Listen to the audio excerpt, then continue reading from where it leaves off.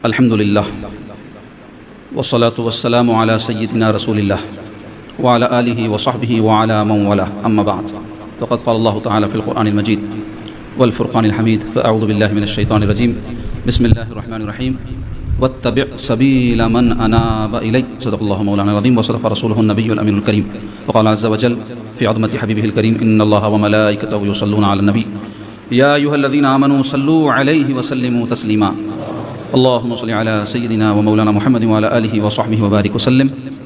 کون سی حالت ہے پوشیدہ میرے سرکار سے، کون سی حالت ہے پوشیدہ میرے سرکار سے، صرف جی کا بوجھ ہلکا ہوتا ہے اظہار سے، صرف جی کا بوجھ ہلکا ہوتا ہے اظہار سے۔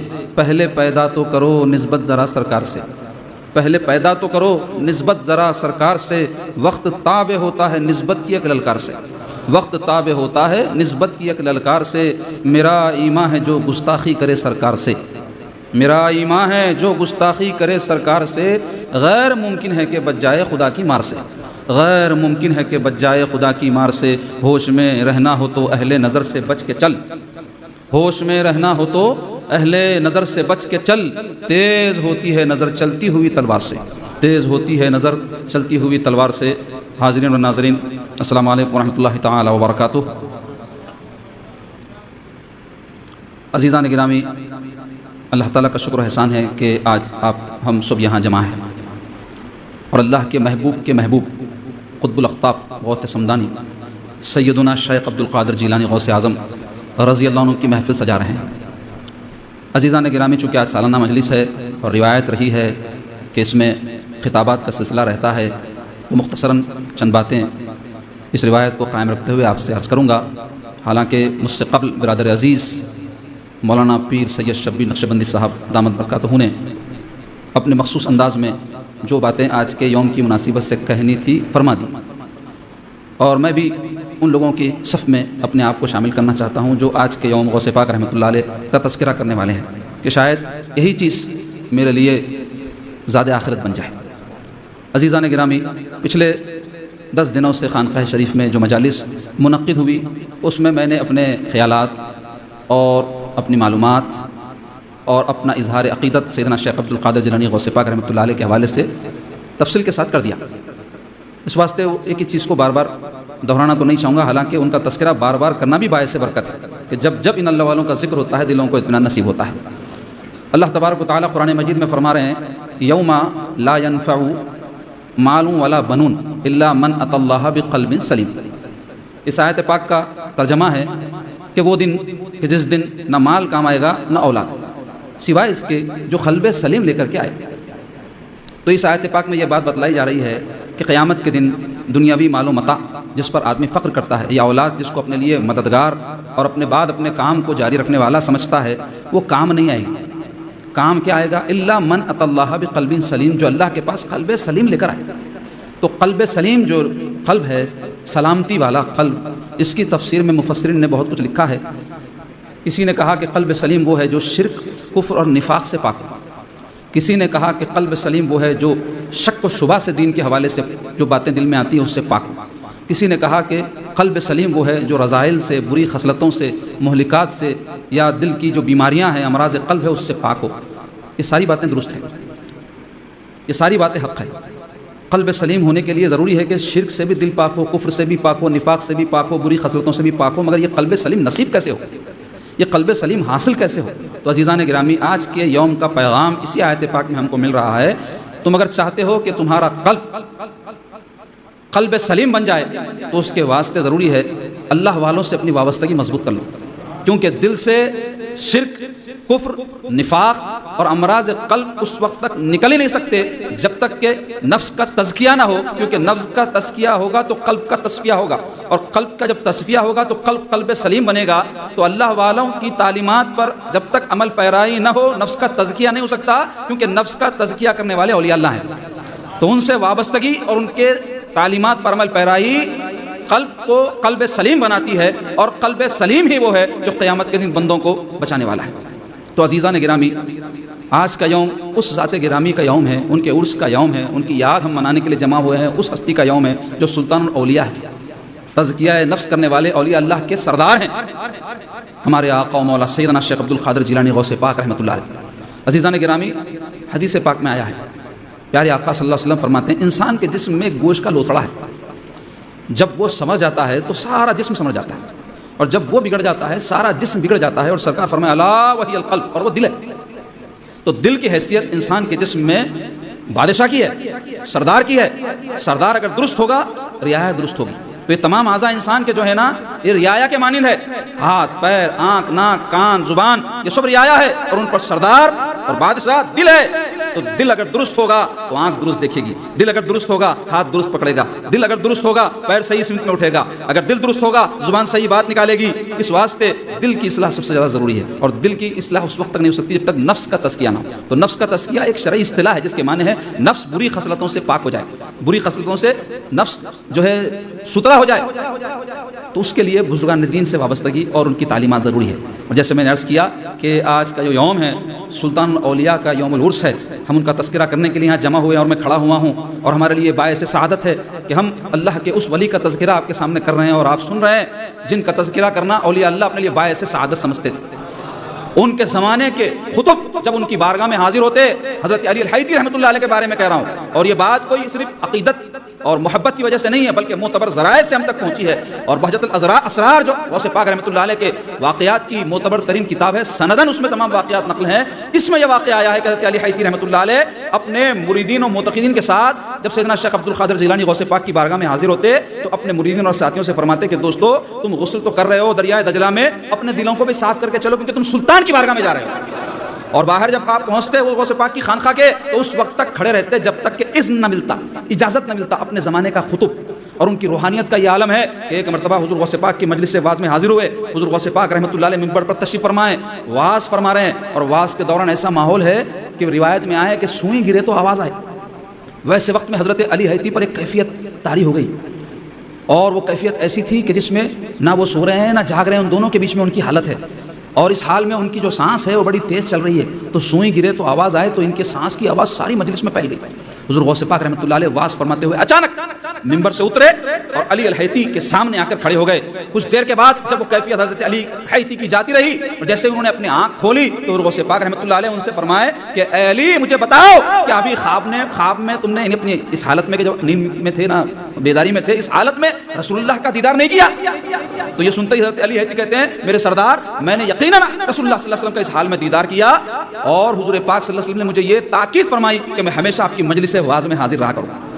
اب مجھے بتاؤ اپنے زمانے کا خطب اس کے علم میں کیا ایسی کمی رہی کہ ان کو غوث پاک کی مجلس میں آنا پڑا؟ تو جان لو کوئی معلومات اور دینی علم ایک الگ چیز ہے، اللہ کی معرفت اور سینوں کا نورانی کرنا ایک الگ چیز ہے، جو اللہ تعالیٰ غوث پاک رحمۃ اللہ علیہ کا حصہ رکھیں۔ دلوں پر اللہ نے آپ کو سلطانی عطا فرمائی، اس کا ایک میں آپ کو بیان ثبوت آج دوں گا، وہ یہ کہ آپ تمام کا یہاں پر بلا کسی غرض کے کہ کوئی دنیاوی فائدہ ہوگا حاضر ہونا بتاتا ہے۔ یہ غوث پاک کی سلطانی آپ کے ہمارے خلوق کے اوپر ہے، ان کا اختیار جو اللہ نے رکھا ہے، اور یہ ذالک فضل اللہ یؤتی من یشاء، یہ اللہ کا فضل ہے، اللہ جس کو چاہے عطا فرما دے۔ یہ اپنی کوششوں سے نصیب نہیں ہوتا، جیسے اللہ تعالیٰ انبیاء کو چنتا ہے نبوت کے لیے، رسولوں کو چنتا ہے رسالت کے لیے، ویسے اللہ تعالیٰ اپنے ایسے مقرب بندوں کو چن لیتا ہے اپنے دربار کے لیے۔ تو غوث پاک رحمۃ اللہ علیہ کی یہ شان تھی، اللہ نے دلوں پر آپ کو اختیار عطا فرمایا۔ مجلس واعظ بپا ہے، ایک بزرگ آئے اپنے زمانے کے، وہ بھی ولی ہیں، غوث پاک کی مجلس میں علماء، اولیاء، صلحاء، متقین، نیکوکار، بدکار، یہود، نصارہ، انبیاء کے ارواح، ملائکہ، جنات اور بہت ساری ایسی مخلوقات جن کو ہم دیکھ نہیں سکتے تھے حاضر رہتے تھے۔ تو وہ ایک بزرگ آئے، بڑے زبردست عالم، اللہ کے ولی، غوث پاک رحمۃ اللہ علیہ اپنے جو ہے مواعظ میں اشعار بیان فرمایا کرتے تھے۔ تو ان کو خیال پیدا ہوا کہ دیکھیں کہ آج حضرت شیخ اپنے واعظ میں کتنے اشعار بیان کرتے ہیں۔ تو اس کے لیے انہوں نے ایک طریقہ نکالا کہ ایک اپنے ساتھ ڈوری لے کر کے آئے تھے، اور غوث پاک رحمۃ اللہ علیہ اپنے واعظ میں جب بھی ایک شعر فرماتے یہ اس کو گھٹی لگا دیتے۔ یاد رکھنے کے لیے پرانا طریقہ یہی تھا، تو وہ گھٹی لگاتے جاتے تھے۔ غوث پاک رحمۃ اللہ علیہ اپنے واعظ کے دوران اشعار فرماتے جا رہے ہیں، یہ گھٹی لگاتے جا رہے ہیں، گھٹی لگاتے جا رہے ہیں۔ اچانک غوث پاک رحمۃ اللہ علیہ کی نظر ان پر پڑی، جبکہ وہ اپنے تاگے کو نیچے رکھ کر پیر کے نیچے گھٹیاں لگا رہے تھے، لیکن سرکار غوث پاک رحمۃ اللہ علیہ ان کی طرف مخاطب کر فرمائے کہ اے شخص، میں اس واعظ میں لوگوں کے دل کی گھٹیاں کھولتا ہوں، تو گھٹیاں لگا رہا ہے؟ فرمائے جیسے ہی آپ نے یہ بات فرمائی، چیخ مار کر اس بزرگ نے اپنے کپڑے پھاڑ لیے اور مجلس سے دیوانہ باہر نکل گئے۔ اللہ نے ایسا اختیار خلوق پر دیا تھا، میں کہہ رہا ہوں نا، خلوق کی اصلاح اللہ والوں کے بغیر نہیں ہو سکتی، نفس کا تزکیہ اللہ والوں کے بغیر نہیں ہو سکتا۔ قلب مصفا اسی وقت ہوگا جب نفس کا تزکیہ، اور نفس کا تزکیہ اللہ والے کرتے ہیں، لیکن اس کے لیے طریقے ہیں، ان کی توجہ اور ان کی جو ہے عنایت اپنی جگہ ہے، لیکن ایک پروسیجر ہے ان سے عقیدت کے ساتھ ساتھ اس پروسیجر کو اگر کوئی اختیار کرے گا جس کو سلوک کہتے ہیں تو یقیناً دل مصفہ ہو جاتے ہیں، اور جو دل مصفہ ہوتے ہیں اسی میں اللہ تعالیٰ کے جلوے نظر آتے ہیں۔ تو عزیزان گرامی، حضور غوث پاک رحمۃ اللہ علیہ کی مجلس واعظ بپا تھی، ایک بزرگ آئے تو ان کو سننے کے لیے ملا کہ غوث پاک شوق کے موضوع پر، شوق الہی اللہ تعالیٰ کی طرف ترقی کرنے کا شوق، اس موضوع پر آپ خطاب فرمائیں۔ تو ان کے دل میں خیال پیدا ہوا جناب شیخ خوف الہی کے اوپر کچھ فرمائیں، تو آپ اس موضوع کو معطل کر کے خوف الہی پر بات شروع فرما دی۔ کچھ دیر کے بعد ان کو خیال آیا رجا امید اللہ کی ذات سے جو بندوں کو رکھنا ہے، جناب شیخ ذرا اس پر کچھ فرما دیں، تو غوث پاک نے اپنا سلسلہ کلام بدلا اور پھر اس موضوع پر خطاب فرمایا۔ اس طرح اس بزرگ کے خیال میں ایک چیز آتے جا رہی ہے، زبان سے نہیں کہہ رہے ہیں، دل میں آ رہا ہے کہ جناب شیخ اس موضوع پر ارشاد فرمائے، اس موضوع پر ارشاد فرمائے، اور غوث پاک اپنے موضوع کو تبدیل کرتے جا رہے ہیں، اور یہ سلسلہ چلتا رہا۔ پھر اچانک غوث پاک رحمۃ اللہ علیہ کی نگاہ ان پر پڑی، اس کے بعد ارشاد فرمایا بس تیرے لیے آج اتنا ہی کافی ہے۔ اتنا فرمانا تھا کہ ان پر ایسی ہیبت تاری ہوئی اس کلام کی کہ ان کی حالت دگرگوں ہو گئی۔ ایسا اللہ نے اختیار دیا تھا۔ غوث پاک رحمۃ اللہ علیہ جب اپنے گھر سے نماز جمعہ کے لیے تشریف لے جاتے جامع مسجد کی طرف تو لوگوں کا ازدحام ٹوٹ پڑتا تھا، کوئی دست بوسی کر رہا ہے، کوئی قدم بوسی کر رہا ہے، کوئی زیارت کر رہا ہے، کوئی جو ہے گریہ وہ زاری کر رہا ہے۔ ایسی آپ کی شانتی اللہ تبارک و تعالیٰ نے ایسی محبت عقیدت لوگوں کے دلوں میں آپ کی ڈال دی تھی۔ تو آپ ایک دن تشریف لے جا رہے ہیں، حضرت عمر بزاز یہ بھی بہت بڑے ولی ہیں، یہ اس واقعے کے راوی ہیں، بہجت الاسرار جیسے میں نے کہا نا، وہ کتاب میں یہ واقعہ بھی موجود ہے کہ غوث پاک رحمۃ اللہ علیہ اپنے گھر سے تشریف لائے اور تشریف لے جا رہے ہیں۔ کوئی اللہ کا بندہ اس موقع پر آگے نہیں بڑھ رہا ہے، نہ کوئی دست بوسی کر رہا ہے، نہ کوئی قدم بوسی کر رہا ہے، نہ کسی پر کوئی کیفیت طاری ہے۔ تو حضرت عمر بزاز رحمۃ اللہ علیہ کے دل میں خیال آیا کیا بات ہے، آج عجیب بات ہو گئی کہ غوث پاک جب نکلتے ہیں تو یہ منظر رہتا تھا، آج یہ معاملہ ہے، پیچھے چل رہے ہیں۔ اور ان کے دل میں خیال آیا کہ جناب شیخ رکے اور پیچھے پلٹ کر ارشاد فرمائے اے عمر، اللہ تعالیٰ نے لوگوں کے دل میرے تصرف میں دیے ہیں، جب ان کو چاہتا ہوں اپنے قریب کر لیتا ہوں، جب چاہتا ہوں دور کر دیتا ہوں۔ یہ فرمانا تھا کہ مجمع ٹوٹ پڑا، پھر قدم بوسی کوئی کر رہا ہے، کوئی دست بوسی کر رہا ہے، کوئی وارفتگی اور عقیدت و محبت کا اظہار کر رہا ہے۔ تو ایسا اللہ نے آپ کو لوگوں کے دلوں پر اختیار دیا تھا۔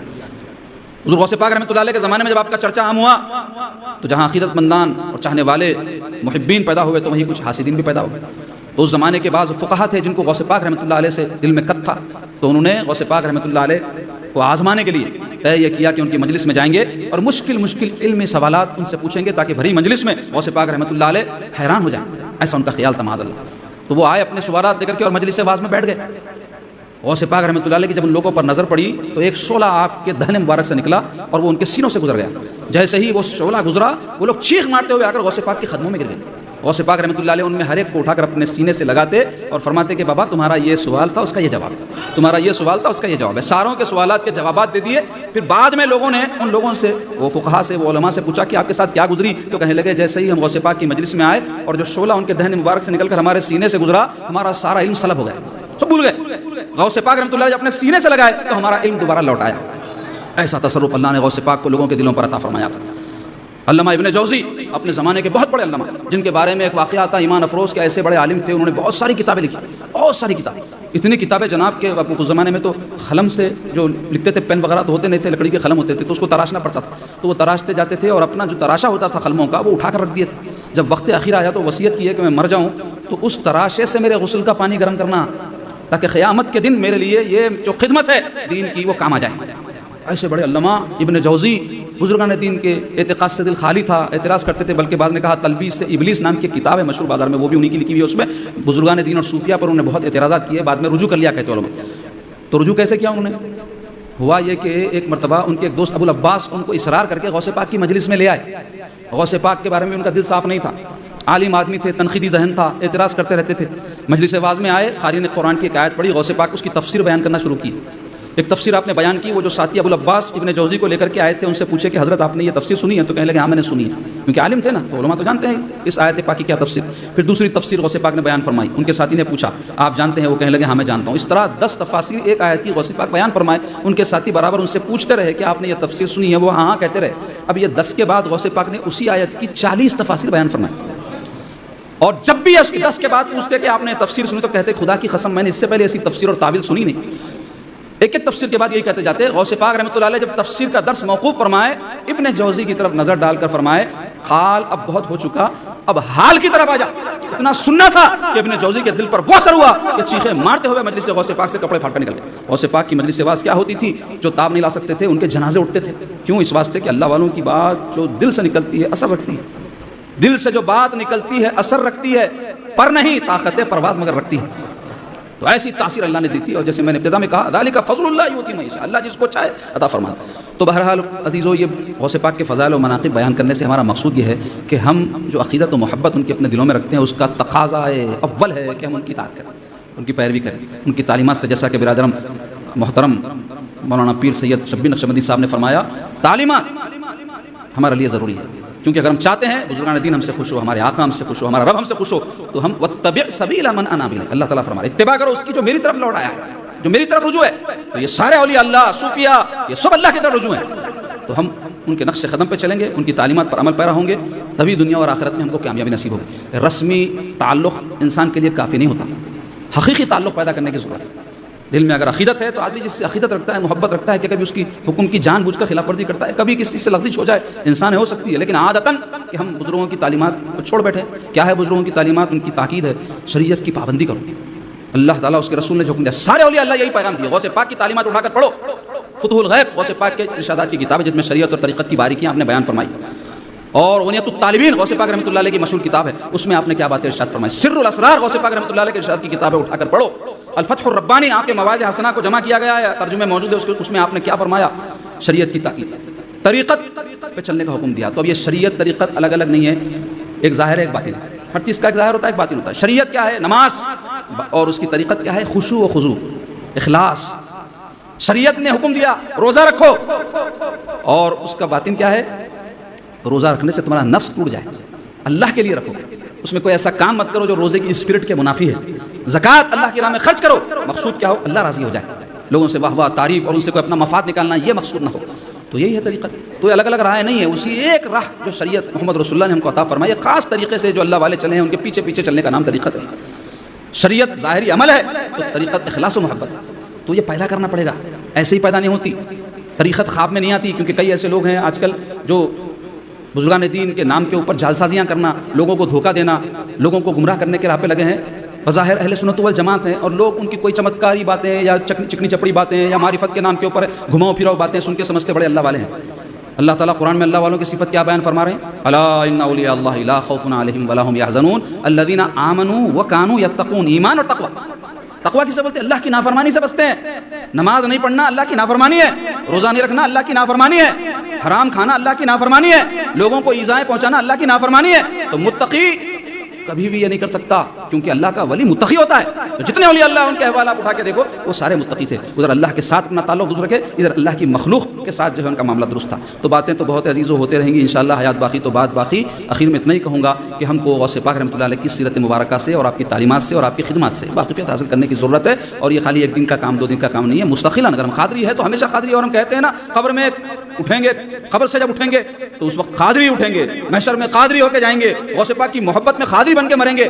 یہ اس کو محبت کے دعوے اپنی جگہ ہے، لیکن یہ تقاضا کرتے ہیں دلیل کا۔ وہ کیا ہے؟ غوث پاک کی تعلیمات، غوث پاک کی خدمات سے غوث پاک کا پیغام دوسروں تک پہنچاؤ۔ دیکھو اٹھا کر غوث پاک رحمۃ اللہ علیہ کیسی باتوں کی نصیحت فرمائے، کیسی تاکید فرمائے، غیر شرعی امور سے کیسے منع فرمائے، اور کیسے ذکر کی تاکید فرمائے، کیسے صبر مصیبت میں کرنے کا حکم دیے، کیسے نعمتوں میں شکر کرنے کا حکم دیے، کیسے ہر حال میں اللہ سے راضی رہنے کا حکم دیے۔ آپ فرماتے ہیں کہ تقدیر کے معاملات پر اللہ سے راضی رہے، کیونکہ تقدیر اس کے بھیجے جانے والے کی وجہ سے عظمت والی ہے، اور اس کو اللہ نے بھیجا ہے، اس پر راضی رہے، مطلب ہر حال میں تم اللہ سے راضی رہو، غم میں خوشی میں اس سے اپنا تعلق مضبوط رکھو۔ اللہ پاک ہم سب کو نیک توفیق عطا فرمائے۔ سیدنا شیخ عبد القادر جیلانی غوث پاک رحمۃ اللہ علیہ کی سچی عقیدت و محبت ہمارے دلوں میں پیدا فرمائے، ان کی تعلیمات حاصل کرنے اور اس پر عمل پیرا ہونے کی اللہ ہم کو توفیق بخشیے، اور حضور غوث پاک کے پیغام کو اپنے گھر والوں کو اور دوسروں تک ہم کو پہنچانے کی توفیق نصیب فرمائیے۔ اس میں جو کوتاہیاں ہم سے ہو گئے مولا اس کو معاف فرمائیے۔ ہم جس کسی سلسلے سے وابستہ ہوں اس سلسلے کی جو ذمہ داریاں ہم پر عائد ہوتی ہیں بحیثیت مرید کے یا بحیثیت شیخ کے یا جو بھی ہماری ذمہ داری ہیں نسبت کی، مولا اس کو پوری کرنے کی توفیق نصیب فرمائیے۔ وصلی اللہ تعالی علی خیر خلق و نور عرش سیدنا و مولانا محمد وعلی آلہ و صحبہ اجمعین برحمتک یا ارحم الراحمین والحمد للہ رب العالمین۔